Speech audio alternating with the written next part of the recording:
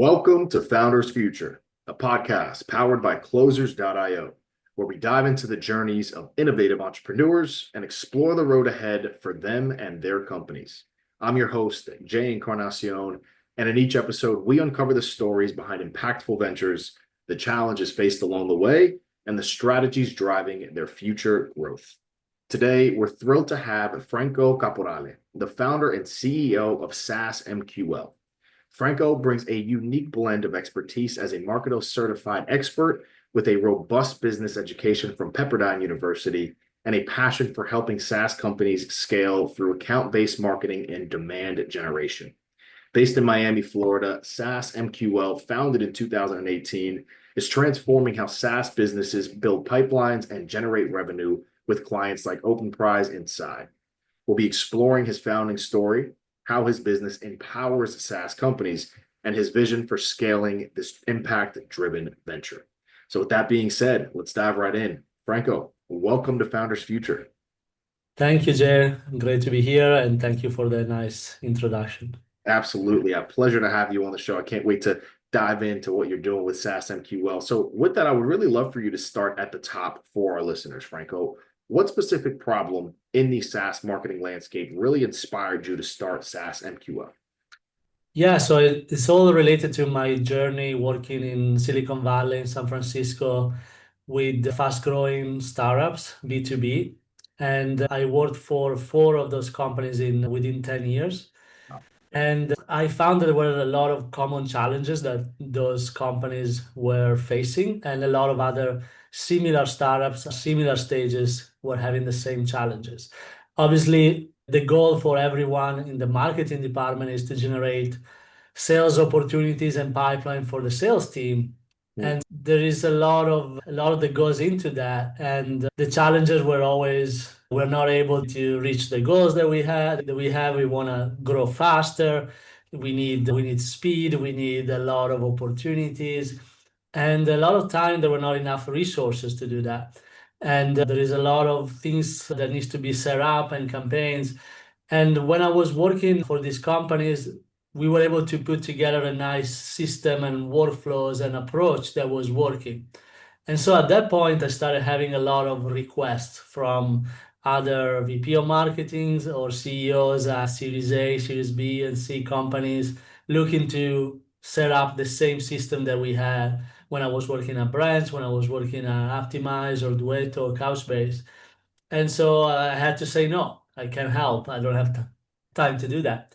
And so when I decided to start my own company, the first thing I decided to do was to help those people that asked me for support and they wanted my help. So I just reached back and said, I'm willing to help. I can create the same system that I had in place at those companies, and I will do that for you. So we started basically as a consulting, demand generation consulting back in 2018. So when I started, I immediately had clients without doing any sales, which was great. So I had to just started working, and I basically acted almost like I was employed, but I wasn't. But I had immediately like 3 or 4 clients to do that with, and then we started scaling. But then I started looking at what was the most successful thing that I was doing with all of these clients, of all the things that we were putting together, because obviously I couldn't scale in the same way myself to 10, 20, 30, 50 clients. But so when I looked at all of that, the workflow that was the most successful in terms of results. So when we looked at the dashboards, what was the most successful and ROI generating system that we put together? And was this multi-channel ABM strategy that we were creating for them. And so I decided to basically just eliminate all the other things that we were helping with, like the webinar strategy and the content strategy and the nurturing and the inbound, and just focusing on that ABM component and system. And so we became experts on that front of ABM and orchestrating multi-channel campaigns, which is always very challenging for a lot of reasons. A, you need a lot of resources to do it. B, you need alignment between sales and marketing, which oftentimes they're very separated. And you need the data to flow across sales and marketing and back.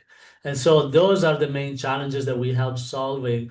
And then we help like really creating this workflow, these systems that are able to target specific accounts and generate engagement opportunities from those specific accounts, and then learning from the results and the sales efforts and how they are flowing through sales, and then optimizing those campaigns, basically. So it's very challenging to run multi-channel campaigns when you have like different platforms, different channels that have to talk to each other. And so that's the problem that we're solving today. But the reason why we do that is because it's very successful at generating real results. So not vanity metrics, we're talking about sales pipeline and revenue that we were able to contribute to our over 80 plus clients so far. Incredible, Franco. So with that there, I've gathered a lot there. So it sounds like your core offering, what you're providing for your clients, is really going to be around that full cycle demand generation, that scalable ABM program side of things, orchestrating those multi-channel campaigns. And you're going in, you're figuring out what's going to work best for that specific client and then position them accordingly to what you offer there. Who is your ideal client that you can come in and really position yourself to help the most with what you're providing? Yeah, so today we have a couple of different packages that are all around ABM. So we have a full-scale ABM program, basically engagement, where we help them setting up the entire strategy of ABM around multiple channels that we connect together. But we also look at who they should target and do a lot of analysis on their intent signals and the different segments, ICP, based on their sales data. And we do this kind of longer term engagements. And then we have another program that is more specific for one particular aspect of ABM, which is the multi-channel aspect, but more importantly, the direct mail campaign aspect, for which we became famous because we strongly leverage direct mail as a channel to generate opportunities integrated with digital email ads, retargeting, etc. The problem of that is an offline channel. So you need a warehouse, you need shipping, you need printing, you need to sourcing different gifts and different items that you want to include in the box that we ship to prospects. And that has to be orchestrated and coordinated together with the email sequences, with the ads engagement and all of that. So that's what we do for clients. So especially larger clients, we just run that particular aspect of the ABM strategy. And we have clients like Freshworks, Rapid7, some really large companies, some public companies, as well as later stage private B2B SaaS. Instead, the other ABM is more focused to maybe a little more earlier stage companies or growth stage companies like Series A, B, C, or D. We have clients like Fleetio, we just raised Series D, or like GovDash, there is like Series B, like there is a lot of different clients like that are at a growth stage and they're looking to accelerate, basically. I also want to mention the fact that we are a HubSpot solution partner. So I know you mentioned my Marketo certification, but I now transitioned to become a HubSpot partner. So we work very closely with HubSpot and we help clients in HubSpot building all of these systems and using intent signals from HubSpot. Incredible. Just super in-depth and detailed with what you can provide and clearly seeing the success there. Walk us through a bit, Franco. I know that when you first started, you saw success right away with the clients that you had. What's working best for you today as far as that consistency and predictability around acquisition? How are you getting leads right now? What's working best, whether it's ads, referrals, social media? Walk us through what channels have been most effective for you. Yeah, so the three main channels that we leverage, because we are on the ABM side, so we want to be able to target specific companies and specific people within those companies. So there is not a lot of channels that allow you to do that effectively and at scale. So the main channels we use today is obviously emails, but we did it with a specific approach. LinkedIn ads when we do the full scale kind of ABM. But then again, the core channel for conversion in particular is direct mail. And the direct mail hasn't changed in terms of effectiveness since we started. So it's funny to mention direct mail, which is a channel that was probably popular in the 80s and 90s, but not so much in the 2000s. But what we find is because of that, there is not a lot of competition with direct mail for attention with the prospect. So if you think about every senior VP or C-level executive at enterprise companies, they get thousands of emails every day. They're bombarded with ads on LinkedIn, on Instagram, everywhere. They see all of this noise across. Even LinkedIn today is becoming very aggressively noisy. But when we think about how many packages do they receive from vendor on a daily, weekly, monthly, or even yearly basis, it's not many. I always say the example, in my whole career, I only received a package from two vendors. And I still remember who they are and what they sell, and I became a customer of one of them. And I still am a customer. So the effectiveness of sending something offline, it takes more work, it takes more effort, but is very effective. And so that hasn't changed. And since we started in 2018 using direct mail for B2B campaigns, is still effective in the same way. There has been a little bit of a blip during the 2020 and the COVID years where all of a sudden we used to reach them a lot at their office and sending a package and getting to their desk.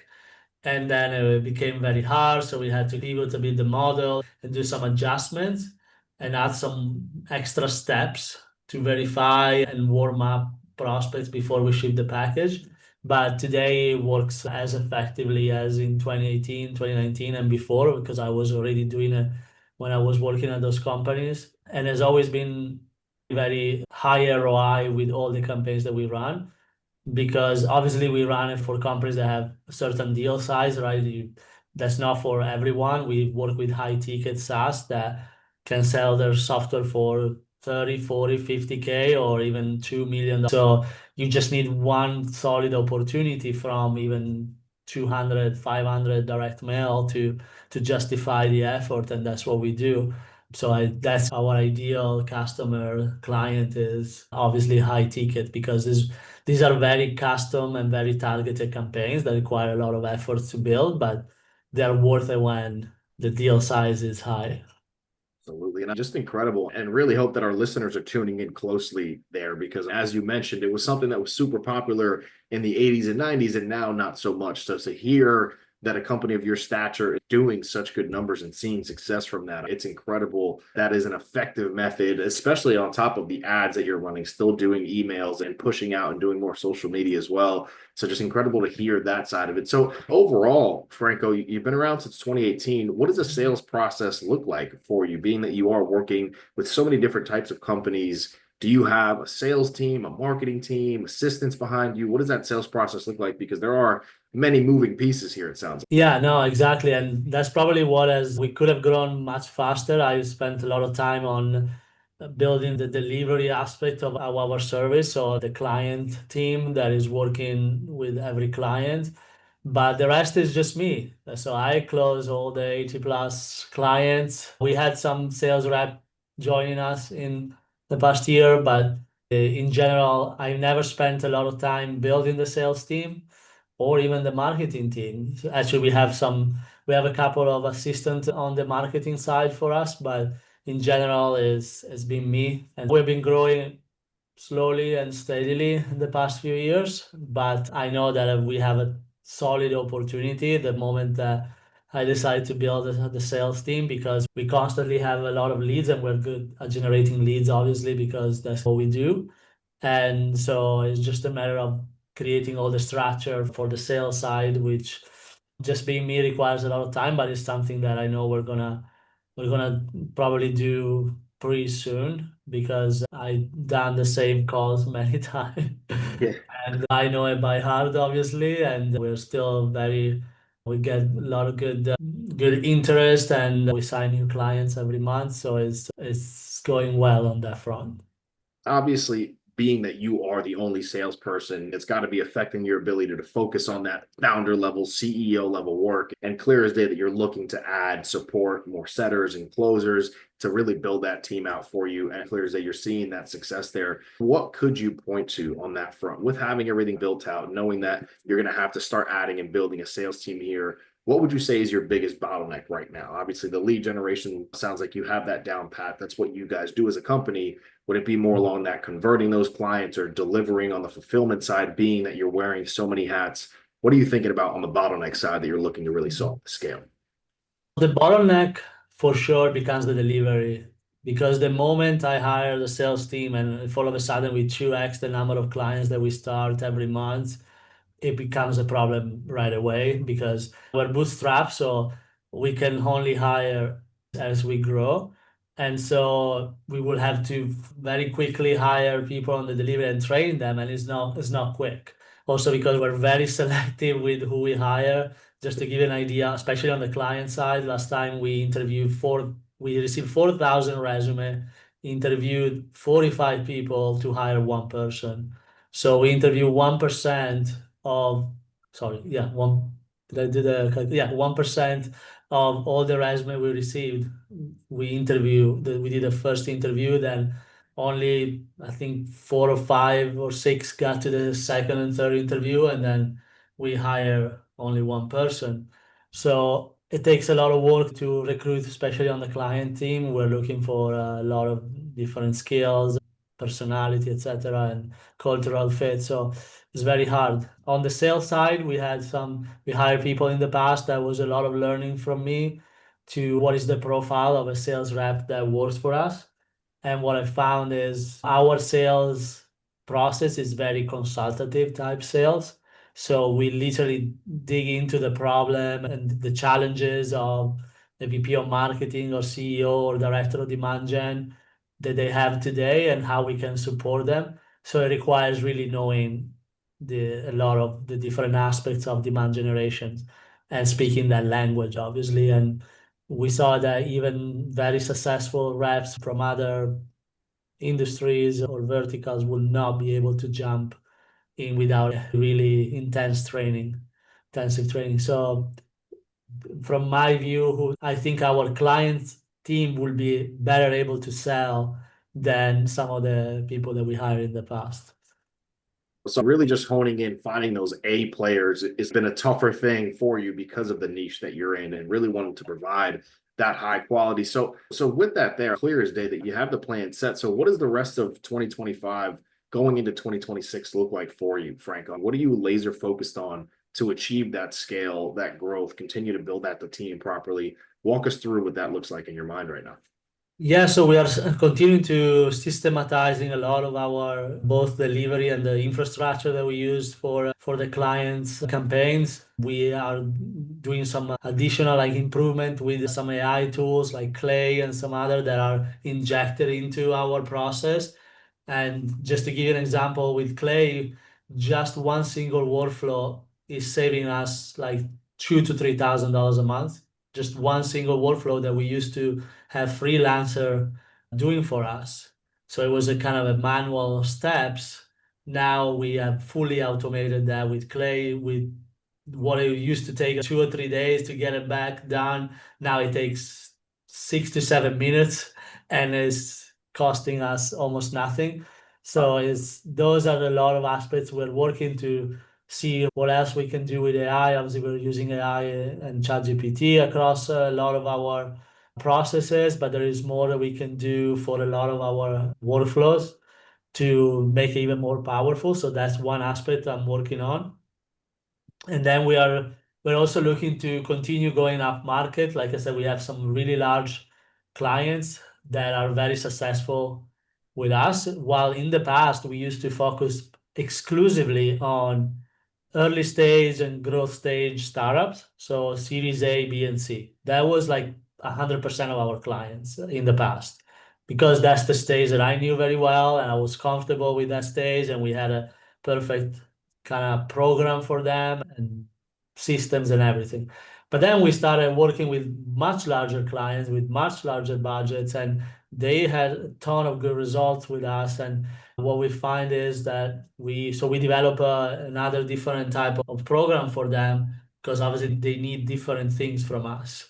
A lot of things we do for early stage companies, they already have a lot in house. They have large teams, but they want our capabilities to run those integrated direct mail campaigns, They don't need the full consulting or the full scale ABM with ads and everything, but they need us for that particular aspect. And so we have developed a specific program just for that, for larger enterprise companies. And so we want to continue promote this program and start targeting more larger companies like that.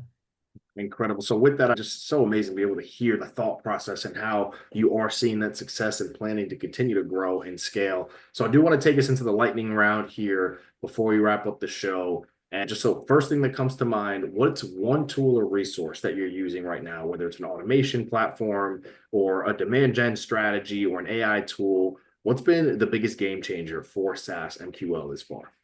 I'm going to mention three because I have three. So number one is HubSpot, not just because we're partnered. Everything happens within HubSpot. We can monitor a lot of things, even across campaigns, channel, LinkedIn, and all of that. So it's the tool that really can allow you to scale aggressively. For us, specifically, besides HubSpot, the two platforms that I really leverage every day, one is Notion. We have all our systems and POC, like everything is in SOPs, everything is in Notion, all the clients' information, how we do things, like our entire systems is there. We keep it up to date. We have recorded videos that are linked into the Notion pages, and a lot of things happen there. And then the third tool, which is the new one that I mentioned earlier, is Clay. It's really, I think we are like 1% at exploring what Clay can do for us. So I think there's a lot of room for us to automate many steps of our system with using Clay. So we're going to continue to explore that, plus some other AI platforms. And yeah, so these are the main one. I can mention many other, like Airtable we use aggressively to as a database, and obviously Slack is something we cannot live without. I love it. And then last but certainly not least here, Franco, to wrap up the show, what is a piece of advice that you can offer to our listeners tuning in? Just heard your incredible journey and your story and why you're seeing that success. What can you offer them before we wrap up the show today? Yeah, so if you're just starting, especially if you are looking to build a service type company, you have to find that one, I call it like unit economics, but unit of service that deliver some wow moments, some results before you start looking at everything else. So, oh, maybe we want to do this, we want to do that. No, build your playbook, but in a way that delivers results. So once you find something that works, and it works not just for you, but it can work for company A, company B, and it's maybe a simple system. Don't make it overcomplicated. Then start building your service, your business around it. And you companies like to have proven playbooks that you can just plug in their existing business and it generates results. That's what you need to find as soon as possible. So don't create a commoditized type service like we do SEO, we do ads, we do that. Those are worthless. What you want to do, you have some proprietary system or playbook or way of doing things that maybe combines different things together, or maybe not, but delivers results and is scalable. But with that right there, ladies and gentlemen, that is going to wrap up another incredibly inspiring episode of Founders Future. Franco, I can't thank you enough coming on the show, sharing that amazing journey and your insights. And as I just mentioned, it's clear as day with your passion, your drive, your intelligence, why you've seen so much success and why you're going to continue to see that success come your way. So truly, it was an honor and a pleasure having you on the show today, Franco. And to our listeners, if you enjoyed this episode, which I know so many of you have, don't forget to subscribe to Founders Future wherever you listen to your favorite podcasts. You can also check out SaaSMQL at SaaSMQL.com to learn more about their demand generation and ABM services, and follow Franco on LinkedIn at linkedin.com/in/Franco Caporale. For more resources and insights, you can visit us here at closers.io, where we are dedicated to helping businesses accelerate their growth through trained appointment setters and world-class marketing systems. Until then, keep climbing, and we will see you on the next one.